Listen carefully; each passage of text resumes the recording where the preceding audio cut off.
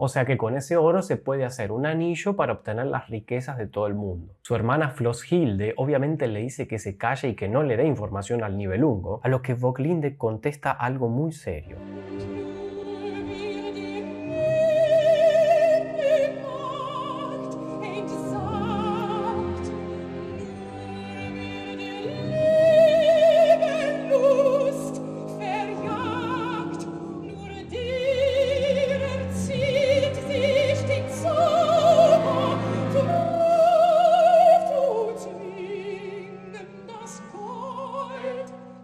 O sea que quien renuncia al amor va a obtener la magia para forjar un anillo para gobernarlos a todos. Un anillo para gobernarlos a todos. Este motivo que suena es fundamental porque representa toda esta cuestión del renunciamiento al amor. Va a volver a aparecer en determinados momentos cruciales de la tetralogía. Está en do menor, una tonalidad trágica.